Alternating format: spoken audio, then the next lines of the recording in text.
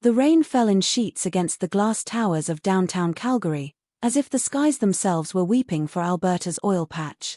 Inside the provincial legislature, however, the mood was not one of sorrow but of simmering fury. The announcement from British Columbia had landed just hours earlier. BC was rejecting Alberta's proposed new crude pipeline deal outright. It wasn't entirely unexpected. Environmental groups in Vancouver had lobbied relentlessly, warning of ecological disaster if another oil artery sliced through their forests and spilled into their coastal waters. The BC Premier's office had spoken of responsible stewardship and climate commitments. Yet the outright rejection, blunt, final, and delivered without even leaving a door open for future negotiation, stung like a slap across the face. For Premier Danielle Smith and her cabinet, this wasn't merely a lost deal. It was an existential threat.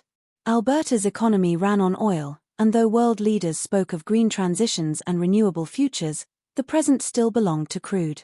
Billions in revenue, hundreds of thousands of jobs, and the very pride of the province depended on getting Alberta's thick, carbon-heavy bitumen to global markets.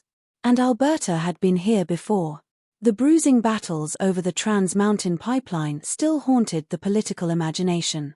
The delays, the protests, the ballooning costs, what should have been a triumphant project turned into a cautionary tale. Now, history was threatening to repeat itself. But Alberta was not the same province it had been a decade ago. This time, Smith was determined to play a different hand. The unfolding drama. The press conference was hastily arranged. Dozens of journalists packed into the briefing room, the cameras trained on the Premier's podium. The chatter was restless, speculative. What would Alberta do now? Would Smith fold, lick her wounds, and quietly wait for Ottawa to intervene? Or would she double down, as many suspected? When Danielle Smith finally appeared, she carried herself with the kind of cold fire that made allies lean in and enemies brace for impact. She wasted no time on pleasantries. British Columbia has made its choice, she began, her voice steady but sharp. They have chosen to put ideology before prosperity, slogans before science, and the demands of a vocal minority before the well-being of our entire nation. Let me be clear, Alberta will not be held hostage by another province's political theatre. Not now. Not ever. The room erupted with questions, hands shot into the air, but Smith pressed on. We are prepared. For weeks, my government has been working on contingency plans. Today, Alberta is dropping a bombshell of our own. We will pursue our energy future with or without British Columbia's consent. The word bombshell spread like wildfire across newsfeeds and social media. Analysts scrambled to decode what she meant. A secret deal with the federal government. A new route through another province. A direct challenge to BC's constitutional authority. For now, she left them guessing. A country divided. The story quickly transcended provincial politics. Within hours, national talk shows and global networks were running the headline, "Pipeline Clash Threatens Canadian Unity." Editorials called it a crisis of federation. On one side stood Alberta, restless, wealthy in resources but boxed in geographically. On the other side stood British Columbia, proud of its pristine coasts and buoyed by an environmentalist identity that resonated globally. Between them lay Ottawa, a federal government already stretched thin by competing demands, Indigenous reconciliation, climate commitments, fiscal challenges, and international pressure. For ordinary Canadians, the debate was more visceral. Truck drivers in Alberta fumed about lost contracts. Port workers in BC cheered the rejection, relieved that their waters might remain free of oil tankers. Families in Ontario and Quebec worried about rising fuel prices.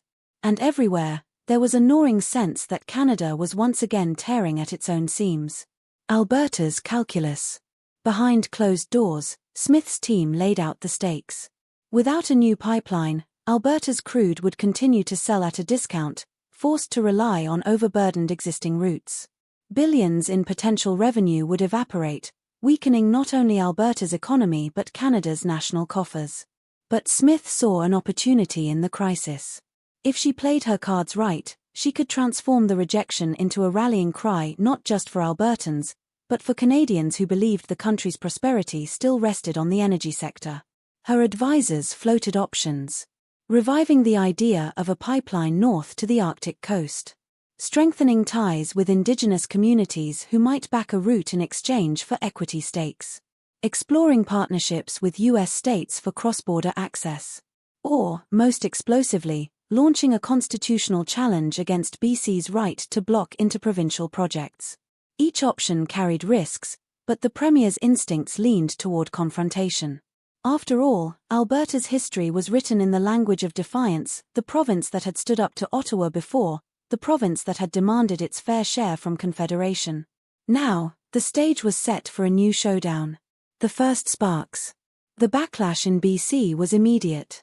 Environmental leaders celebrated the rejection as a victory of common sense. We cannot keep expanding fossil fuel infrastructure in the middle of a climate crisis, one activist declared on CBC. Alberta's so-called bombshell is nothing but political posturing. Yet Alberta's allies were just as loud. Business groups, oil executives, and conservative pundits rallied behind Smith, portraying her as the defender of Canadian jobs and energy security. BC is holding the nation hostage, thundered one Calgary radio host. And Danielle Smith is the only one with the guts to fight back. The rhetoric escalated. Online debates turned toxic. Memes and slogans spread faster than facts. Hashtags like #PipelineWar and #StandWithAlberta trended nationwide. The atmosphere was electric, volatile, the calm before a political storm. Ottawa's silence. In the nation's capital, the Prime Minister's office remained conspicuously quiet.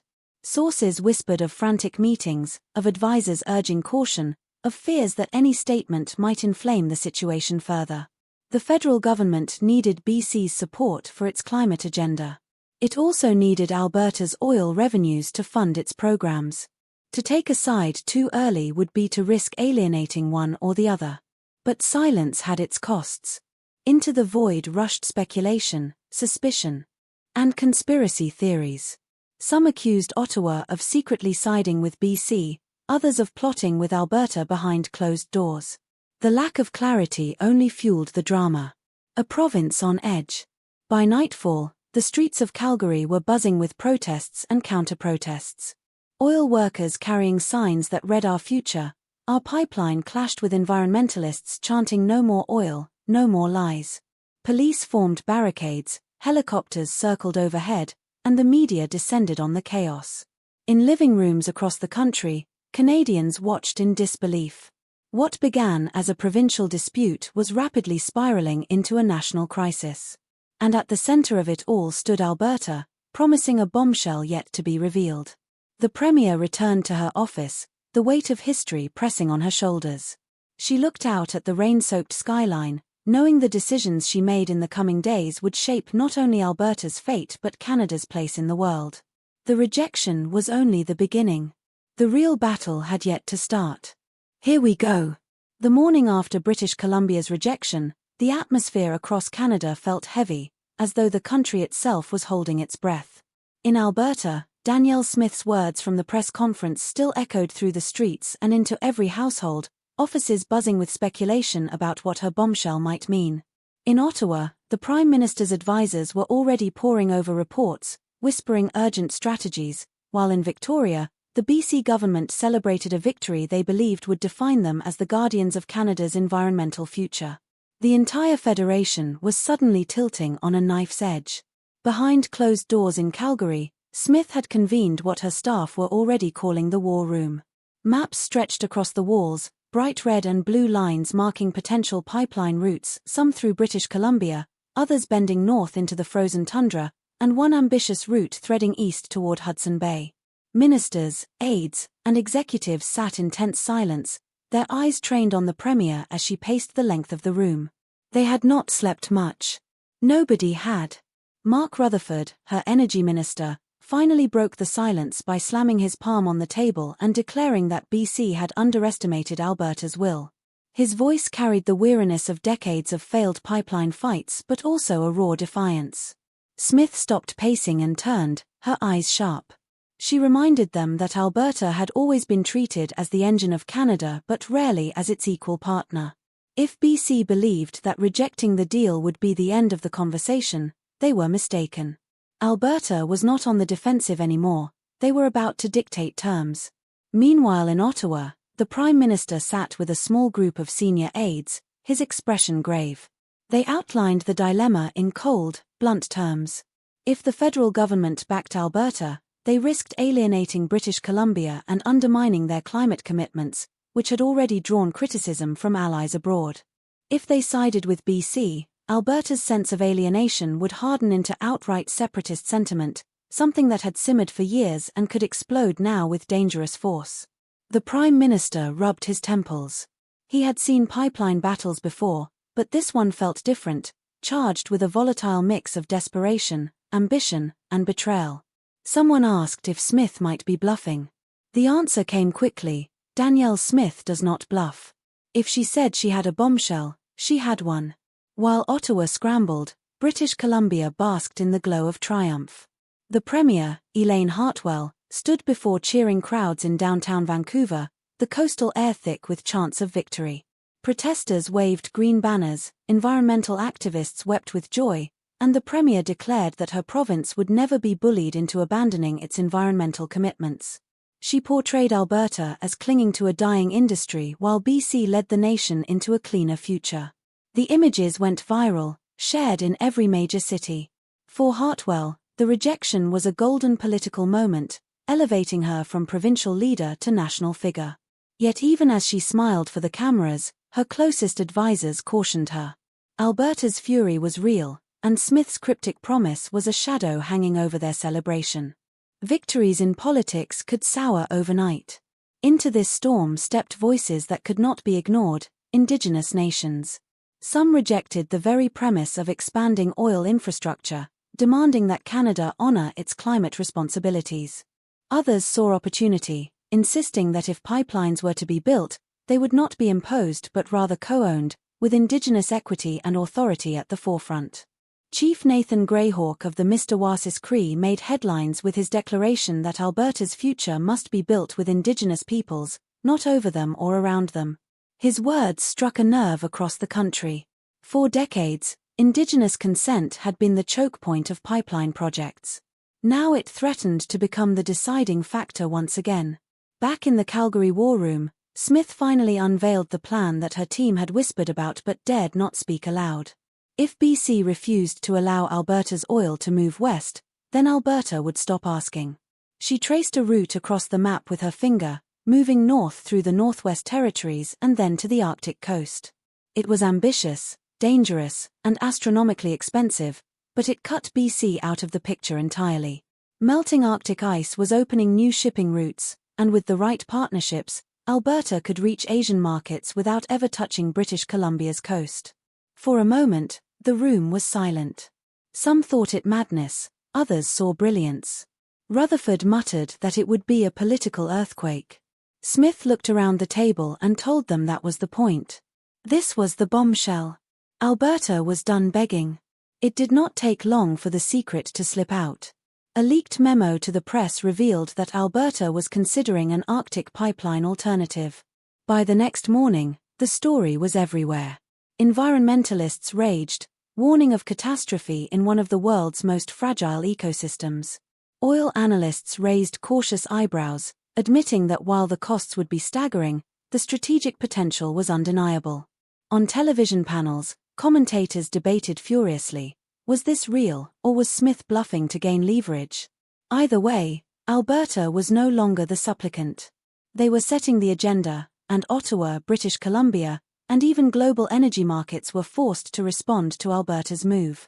The Prime Minister's office went into overdrive. Advisors warned that allowing an Arctic pipeline would be a climate disaster, destroying the credibility of Canada's green commitments. But to kill the idea outright would hand Smith the narrative she wanted, proof that Ottawa strangled Alberta at every turn. The Prime Minister's Chief of Staff laid out the dilemma in stark terms: if they stopped her, she became a martyr. If they let her proceed, Canada looked like a hypocrite on the world stage. Either way, they bled. The Prime Minister sat in silence, weighing two poisons, each more bitter than the other.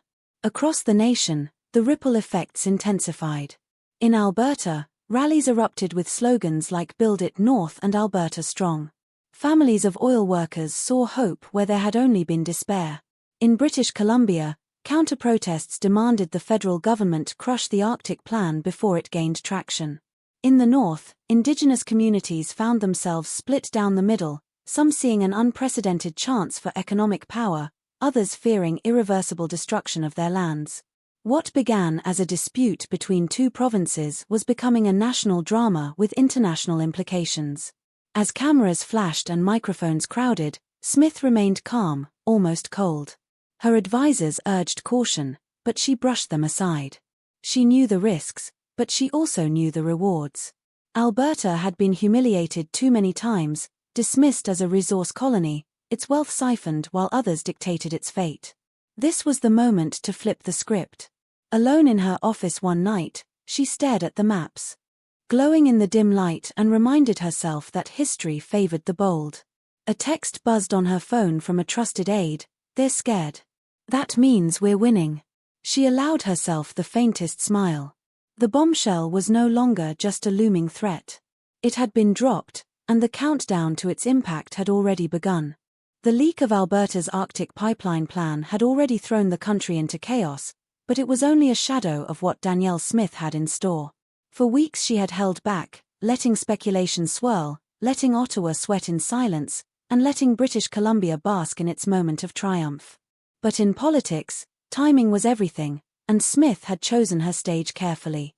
It was a grey morning when she called a special session of the Alberta legislature, inviting not only provincial lawmakers but the press, industry leaders, and even Indigenous representatives to witness what she promised would be the most significant announcement in Alberta's modern history. By the time the Premier took the floor, the chamber was packed, the air charged with anticipation, every camera lens fixed on her with unblinking intensity. Her opening words were sharp, almost surgical. She reminded everyone of Alberta's long contribution to Canada, of the billions in equalization payments that had flowed eastward while Alberta's workers toiled in the oil sands. She spoke of sacrifice, of resilience, of a province that had endured downturns and global crises, yet had always stood as the backbone of the nation's prosperity. Then her tone shifted. Alberta, she declared, would no longer accept being strangled by the whims of a neighboring province or a distant federal government. The cheers from her caucus shook the chamber, but it was her next words that sent shockwaves far beyond Alberta's borders. "Today," she said, "I announce that Alberta will move forward with a sovereign energy initiative. We are establishing the Alberta Energy Corridor, a provincially led consortium that will finance, construct, and operate new pipeline infrastructure independently. This includes an Arctic route, in partnership with northern Indigenous nations, and if necessary, a legal challenge to overturn BC's unconstitutional blockade of our access to tidewater. We will not wait for Ottawa. We will not wait for permission. Alberta is building its future, and Canada must decide whether to join us or be left behind." The room erupted. Applause thundered from her supporters, while opposition lawmakers jeered and shouted about recklessness and economic suicide. Reporters rushed to capture every word, their phones buzzing as headlines exploded across the country. Within minutes, national networks broke into programming with urgent banners: "Alberta launches energy corridor, declares independence from federal pipeline policy." The reactions were instant and polarized. In Calgary and Edmonton, workers poured into the streets, waving flags and cheering. Truck horns blared in support. In Vancouver, protesters marched with signs denouncing Alberta's arrogance, warning of climate catastrophe. In Ottawa, the Prime Minister convened an emergency cabinet meeting, the grim faces around the table betraying the sense that a line had just been crossed. Markets reacted too. Oil futures surged on the prospect of new export routes, while Canadian government bonds slipped as investors worried about political instability. International media seized on the drama, painting it as a crisis of national unity. Commentators on American networks speculated openly about Alberta separating from Canada, a possibility long dismissed as fantasy but now whispered in serious tones.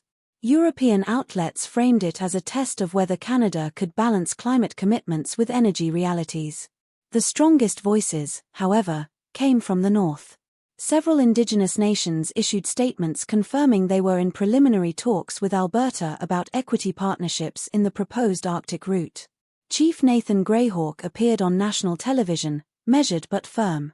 "Our people have been left behind for too long," he said. "If Alberta is sincere in sharing ownership and decision-making, we will listen. But this will be done on our terms, with respect for our land and our sovereignty." His words electrified the debate. For years, governments had stumbled by sidelining Indigenous voices.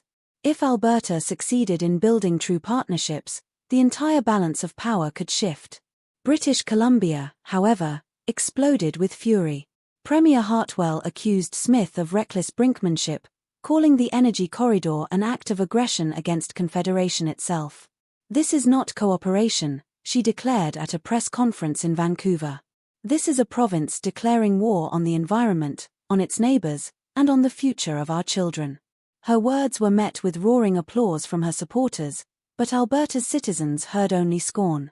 In Calgary, talk radio hosts mocked Hartwell as a self-righteous obstructionist. Hashtags like #StandWithAlberta and #BuildTheCorridor trended nationwide. Ottawa was paralyzed.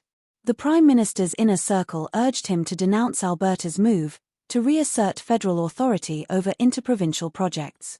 But cooler heads warned that a heavy hand could ignite a full-blown separatist firestorm in Alberta.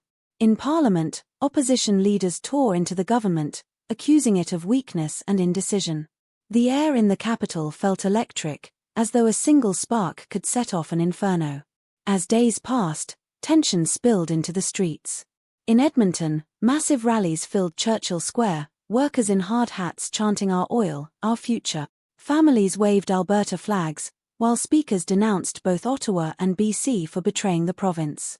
Counter-protests emerged as well, environmental groups warning that the Arctic pipeline would doom Canada's climate goals.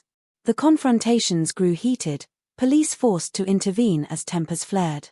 Social media magnified every clash, every angry chant, every scuffle, feeding a sense of looming crisis. Meanwhile, behind the scenes, Alberta moved quickly to turn rhetoric into reality.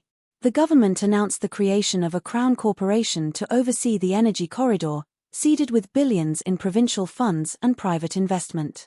A delegation of ministers travelled north to meet with Indigenous leaders, offering unprecedented equity stakes and governance rights. Industry insiders admitted they were stunned. For years, pipelines had faltered because governments treated Indigenous consent as an obstacle. Smith was reframing it as a partnership. It was risky, but it was bold. The international reaction was swift and divided. U.S. officials quietly signaled interest in joining the project, seeing it as a way to strengthen North American energy security. Chinese and Indian trade envoys sent discreet inquiries, eager for stable oil supplies.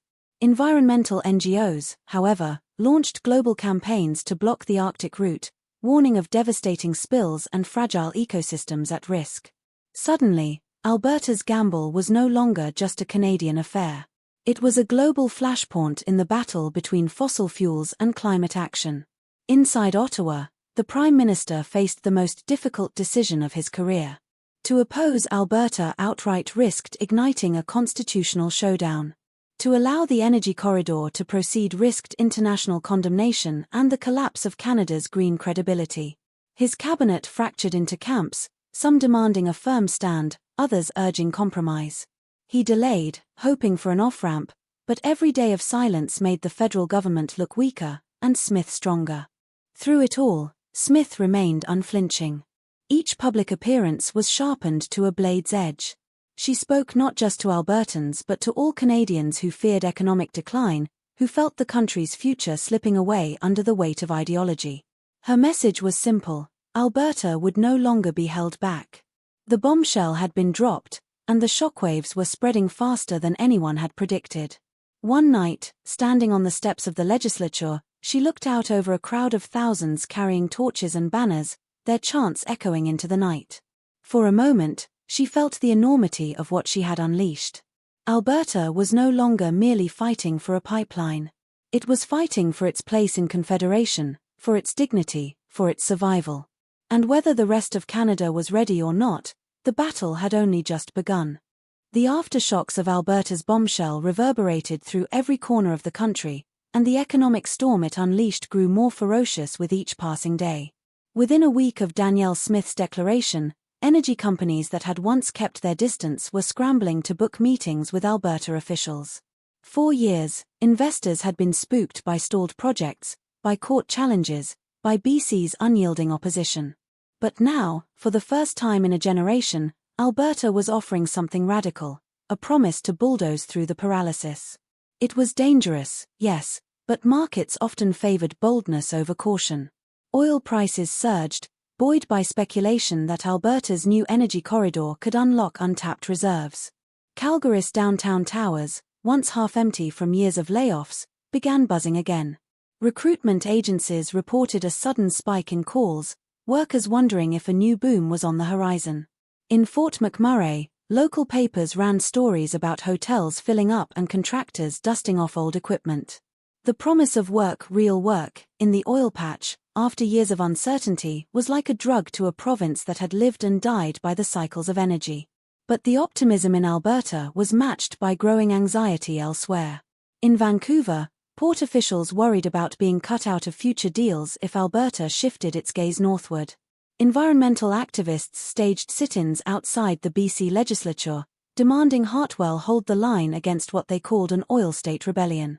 In Toronto, bankers fretted over the volatility in Canadian bonds, warning clients that political instability could threaten investment in the broader economy. Ottawa was drowning in pressure. International partners called daily, demanding clarity.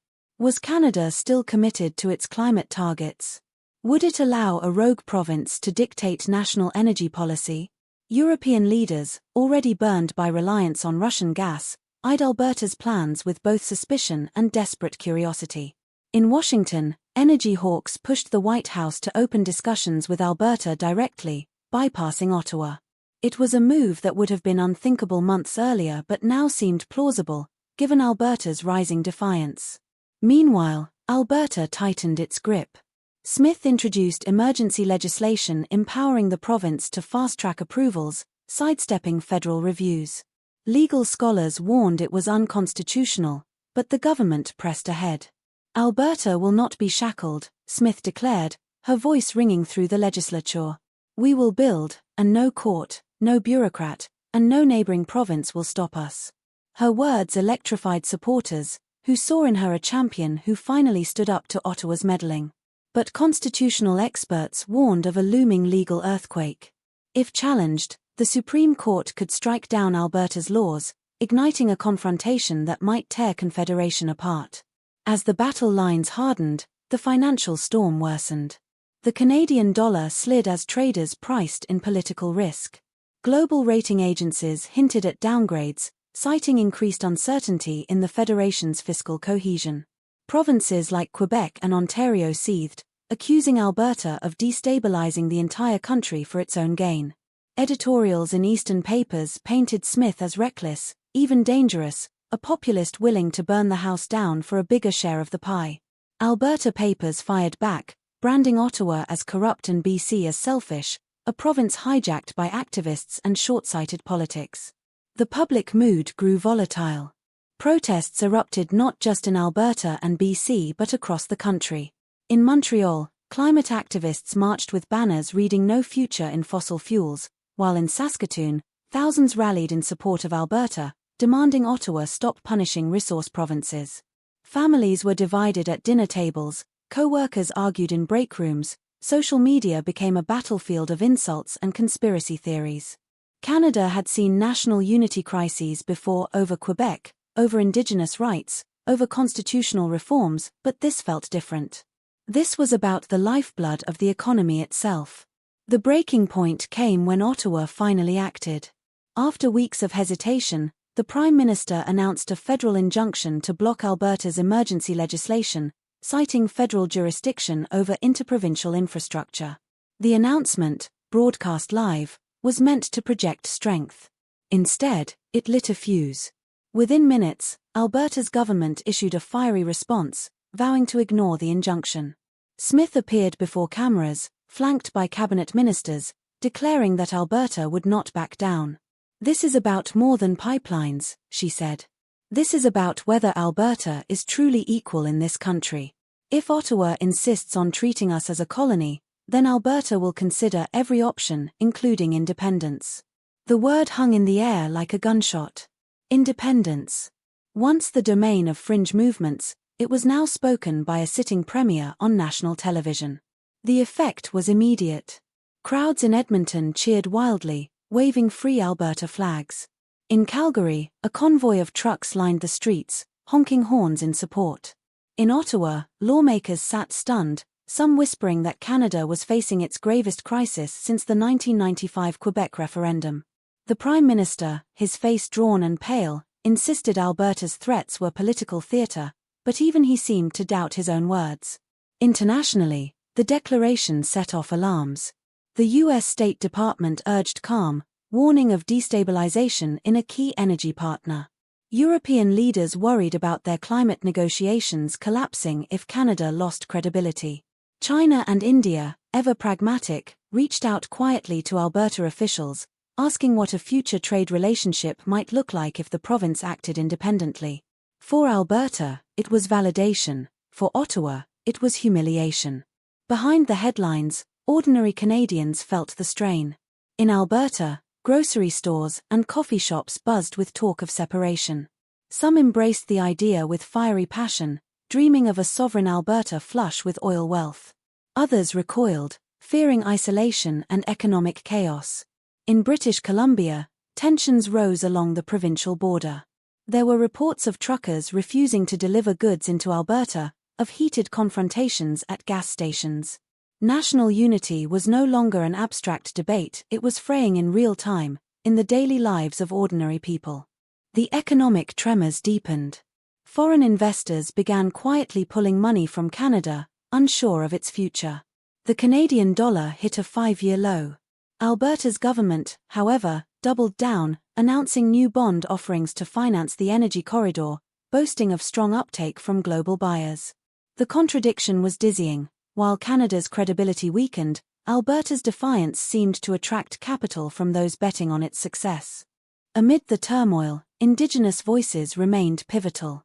Chief Greyhawk, whose nation held land along the proposed Arctic route, convened a historic gathering of northern leaders. 4 days they deliberated, weighing the promises of wealth against the risks to their lands and culture. At the end, Greyhawk stood before reporters and spoke carefully. We do not serve Alberta. We do not serve Ottawa. We serve our people.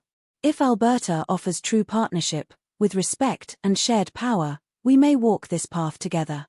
But we will not be used as pawns in this fight. His words cut through the noise, a reminder that the future of the energy corridor hinged not on politicians but on the sovereignty of nations long ignored. The storm showed no sign of abating. Every move by Alberta was met with resistance from Ottawa and fury from BC. Every attempt at mediation collapsed in bitterness. Editorials warned that Canada was sleepwalking into a constitutional crisis with no clear exit. Analysts predicted that the next 6 months would determine the fate of the federation itself. Alberta had dropped its bombshell, but the explosion was still unfolding, sending shockwaves through politics, economics, and identity. Canada was no longer debating a pipeline. It was debating its very survival as a nation. The winter of discontent arrived with a chill sharper than the prairie winds. Alberta's bold declaration had lit a fire across Canada, and by the time the first snow fell, the country was locked in a battle not just of politics and economics, but of identity itself. The energy corridor, once dismissed as a fantasy, had become the center of a storm tearing the nation apart. In Edmonton, the legislature grounds became a fortress of resolve. Every day, crowds gathered with banners, hard hats, and Alberta flags, their voices echoing in chants of our oil, our future, and no more Ottawa chain. Danielle Smith, now a figure larger than life, addressed them regularly, her speeches broadcast across giant screens in city centres. To her supporters, she was a warrior queen defending Alberta against a hostile federation. To her critics, she was a demagogue pushing the country to the edge of collapse. The protests spread beyond Alberta's borders. In Saskatchewan, thousands rallied in solidarity, their premier hinting that his province too might consider joining Alberta's Energy Corridor initiative. "Why should we let Ottawa and BC dictate our future?" he thundered at a rally in Regina. The crowd roared, their chants blending into a single message: the West was done waiting. Manitoba teetered on the edge, its government more cautious but its people restless. Western alienation, once a simmering grievance, had become a boiling cauldron. In contrast, cities in British Columbia exploded with counter-protests. Vancouver's streets filled with marchers waving green banners, chanting for climate justice, and demanding Hartwell stand firm against what they saw as Alberta's reckless march toward destruction. Environmental groups mobilized like never before, their campaigns global in scope. Social media overflowed with videos of sit-ins, highway blockades, and clashes between police and demonstrators. The imagery spread worldwide, a nation divided, caught between oil and climate, between defiance and restraint. Ottawa found itself besieged. Parliament was gridlocked, debates descending into shouting matches. Opposition parties accused the Prime Minister of losing control, while government ministers scrambled to reassure nervous allies abroad. The Prime Minister himself appeared gaunt, his speeches measured but hollow, as though every word carried the weight of a collapsing federation. He pleaded for calm, for unity, for compromise, but his words fell on deaf ears. The country had slipped past the point of easy reconciliation. The financial system began to creak under the pressure. Investors, spooked by the uncertainty, withdrew billions from Canadian markets. The Canadian dollar continued its slide, inflation ticked upward, and consumer confidence hit record lows. Families across the country felt the pinch in rising grocery bills, in higher mortgage rates, in an economy that seemed to be unraveling at the seams. Yet in Alberta, there was a strange paradox. Construction firms reported record bookings, oil companies hired new crews, and money flowed into the Energy Corridor bonds. For many Albertans, the hardships of the national economy were eclipsed by the intoxicating promise of a new era of prosperity. Internationally, the crisis drew relentless attention. American news outlets framed it as Canada's energy civil war, while European commentators warned it could derail global climate progress. At the United Nations Climate Summit in Geneva, Canada was humiliated. Once praised as a leader in environmental policy, the Canadian delegation now faced jeers and pointed questions. "How can you commit to carbon neutrality?" one European minister asked bluntly, "when one of your provinces is openly defying you?" The Canadian Environment Minister offered platitudes, but the damage was done. In Beijing and New Delhi, however, Alberta's defiance was received with quiet approval. Trade delegations from both countries sent unofficial envoys to Calgary, seeking early talks about long-term supply contracts. Alberta officials welcomed them, eager to showcase the Energy Corridor's potential. For Ottawa, the news was devastating.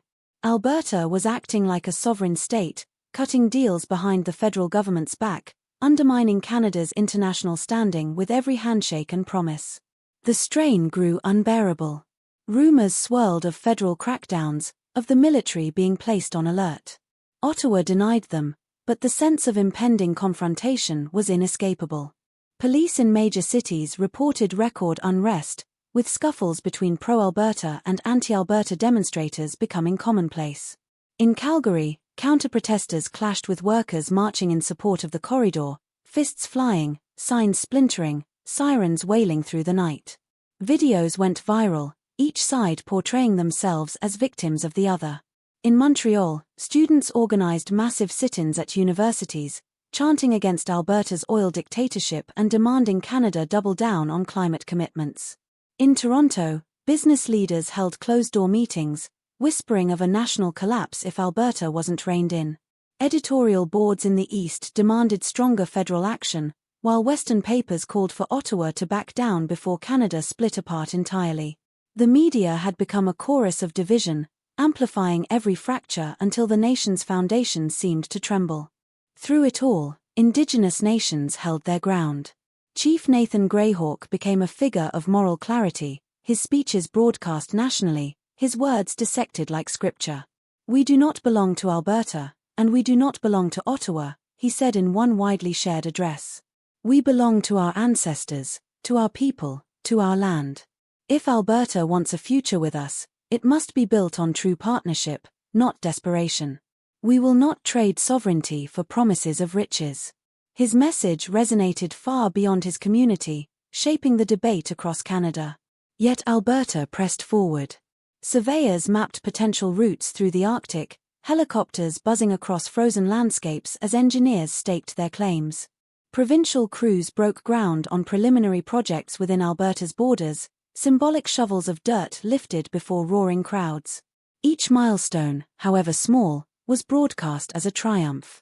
The energy corridor was no longer just an idea, it was becoming reality. The Prime Minister's advisors begged him to intervene decisively. Some urged invoking the Emergencies Act, a move that would allow Ottawa to take direct control of infrastructure projects and quash Alberta's defiance. Others warned such a step would be disastrous, likely triggering outright separatism. In the end, he chose paralysis, hoping that Alberta's momentum would collapse under its own weight. But it didn't. Instead, every day of inaction made Ottawa look weaker, and Alberta stronger. The crisis reached a fever pitch when Alberta's legislature passed a symbolic but seismic resolution, a motion calling for a referendum on independence if Ottawa continued to block the corridor.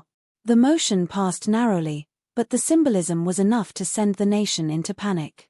Across Canada, headlines blared, "Alberta independence on the table." Social media erupted, half the country cheering, the other half recoiling in horror. For Alberta's people, the resolution was not just politics, it was validation. They felt seen, heard, empowered after decades of frustration. For Ottawa, it was a nightmare come alive. The Prime Minister called it irresponsible and dangerous, but even as he spoke, pollsters revealed that support for separation in Alberta had reached unprecedented highs. The numbers rattled not just Ottawa but Quebec as well, where sovereigntists watched with quiet fascination. If Alberta could threaten independence and extract concessions, why not Quebec? The ghosts of past referendums stirred uneasily in the halls of power. The tension was no longer abstract. Canada was at a breaking point. Families across provinces debated whether the country could even survive. Farmers in Saskatchewan hung Alberta flags from their barns. Students in Ontario painted protest murals condemning Alberta's greed. Business leaders whispered about contingency plans for a fractured federation. International allies wondered if Canada would emerge from this intact or splinter into rival states. The air was thick with uncertainty, and every new announcement, every speech, every protest carried the weight of history. The energy corridor was more than steel and oil now.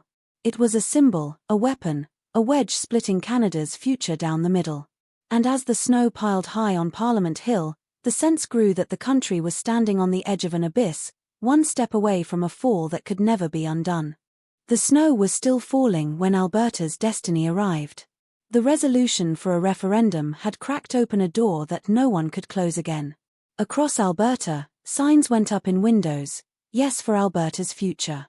Rallies filled stadiums. Talk radio carried endless debates between neighbors, between families, between people who had grown up together but now stood on opposite sides of history. Independence was no longer a fringe idea whispered in anger, it was a real possibility. Danielle Smith walked a line between defiance and calculation. Her advisors urged her to press forward quickly, to capitalize on the momentum before Ottawa regrouped. Every appearance she made was met with adulation, every word dissected like prophecy. Yet in the quiet of her office, she weighed the enormity of what she had set in motion. Separation was not a slogan. It was a leap into the unknown, a path from which there would be no return. And still, her people demanded it. Ottawa, meanwhile, descended into chaos. Cabinet ministers split into warring camps. Some begged the Prime Minister to make a grand offer, massive revenue-sharing reforms, sweeping autonomy for Alberta, anything to calm the storm. Others demanded a show of force, warning that appeasement would invite the disintegration of Canada itself. The Prime Minister delayed, paralyzed by the scale of the crisis, his once firm grasp on power slipping through his fingers. Then came the spark. In late January, RCMP officers clashed with protesters at a border crossing near Lloydminster, where truckers had blockaded the highway in solidarity with Alberta's independence campaign. The confrontation turned violent. Tear gas filled the air, rocks and bottles flew, and by nightfall, dozens were injured. Footage of mounted officers charging into crowds spread like wildfire. To Albertans, it looked like Ottawa had sent its enforcers to crush them. Within hours, Smith appeared on television, her face set with fury. "The federal government has attacked Alberta's people," she declared. "We will not be silenced. We will not be broken. If Ottawa will not respect us as equals, then Alberta must chart its own course. The time for unity has passed. The time for sovereignty has come." The announcement ignited the province. Edmonton erupted in fireworks. Calgary's streets filled with convoys of honking trucks. In rural towns, families gathered in community halls to cheer the Premier's words. Polls showed support for independence surging above 50% for the first time. What had once seemed unthinkable now felt inevitable. Ottawa scrambled. The Prime Minister addressed the nation, his voice hoarse with desperation. He pleaded with Albertans to step back from the brink, promising a new framework for energy cooperation, pledging constitutional reforms that would give Alberta more power than ever before. But his words were drowned out by the roar of a province convinced it had been betrayed too many times. The East heard weakness. The West heard desperation. Neither side heard hope.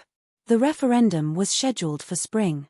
In the weeks leading up to the vote, Canada seemed to fracture along invisible lines. Western provinces rallied to Alberta's side, with Saskatchewan openly hinting it would follow suit if Alberta broke away. Manitoba's government hesitated, but its citizens marched in solidarity. In Ontario and Quebec, mass rallies denounced Alberta's blackmail, while sovereigntists in Quebec quietly celebrated, seeing their own dreams of independence rekindled. Across the North, Indigenous nations held emergency councils, determined not to be forgotten in the frenzy. International media descended on Alberta like vultures to a battlefield. The BBC ran nightly specials, "Will Canada Break Apart?" CNN dispatched crews to Calgary, where they filmed workers chanting in front of steel skeletons of new pipelines. Al Jazeera interviewed Indigenous leaders who spoke of betrayal, resilience, and sovereignty. The world watched as Canada, the quiet giant of the North, tore itself apart in the name of oil and pride. The vote arrived on a crisp April morning. Lines snaked outside polling stations, people wrapped in coats, clutching coffee cups, faces taut with tension. In living rooms, families gathered around televisions as anchors breathlessly reported turnout numbers. By evening, the results began to trickle in. Calgary leaned heavily yes. Edmonton was split. Rural Alberta delivered overwhelming support for independence. By midnight, the tally was clear: Alberta had voted to leave Canada. 53% in favor. The bombshell had become reality. The announcement shook the nation to its core. Crowds poured into the streets, some celebrating with flags and fireworks, others weeping openly, holding Canadian flags as though mourning a death. Ottawa refused to accept the result, declaring the referendum illegitimate, unconstitutional, and void. But Alberta pressed forward, announcing the creation of a transition council to draft a constitution, negotiate debt and asset division, and establish foreign trade offices. The Premier, her voice steady but eyes burning with intensity, declared, "We are no longer supplicants. We are sovereign." The fallout was immediate. Markets convulsed, the Canadian dollar collapsing to historic lows. International allies demanded clarity. The United States convened an emergency meeting with both Ottawa and Alberta, worried about energy security and border stability. Europe expressed alarm at the collapse of one of its climate allies. Beijing and New Delhi, however, moved quickly, extending offers of trade deals to Alberta as though it were already an independent state. At home, the fracture spread. Saskatchewan announced it would hold its own referendum within the year. Quebec sovereigntists called for a renewed push toward independence. The Prime Minister's government teetered, besieged by protests, defections, and collapsing confidence. Canada, once seen as a model of stability, had become a cautionary tale of division. And yet, amid the chaos, there were voices of reconciliation. Chief Nathan Greyhawk addressed a national audience, standing in front of a snow-dusted lodge, his expression solemn. "We are witnessing history," he said. "But history does not belong to Alberta, or to Ottawa. It belongs to the people who have lived on this land since long before there was a Canada. If there is to be a future, it must be built on respect, on partnership, on listening to those who have been silenced for too long." His words cut through the din, a reminder of truths that no vote could erase. Alberta moved swiftly, establishing interim agreements with neighboring provinces to keep trade flowing. The energy corridor advanced, construction crews breaking ground with renewed fervor, as if every shovel of dirt symbolized liberation. Ottawa launched legal challenges, but Alberta dismissed them as irrelevant, refusing to recognize federal jurisdiction. The standoff hardened, with neither side willing to yield. The final image of that tumultuous year came on a spring night in Calgary. A crowd gathered outside the new Alberta Legislature dome, torches flickering in the crisp air. Danielle Smith stood before them, flanked by her ministers, her voice rising above the chants. "This is not the end of Canada," she said. "It is the beginning of Alberta. A nation forged in strength, in sacrifice, in the belief that our people deserve to control their own destiny. We did not choose this lightly. We chose it because the alternative was to be forever diminished. Tonight, Alberta stands free." The cheers echoed into the night, rolling across the plains, carried by winds that had swept the prairies for centuries. Whether it was triumph or tragedy, no one yet knew. For some, it was the dawn of a new era. For others, it was the death knell of a country once thought unbreakable. The bombshell had been dropped, the fallout unstoppable, and Canada would never be the same again.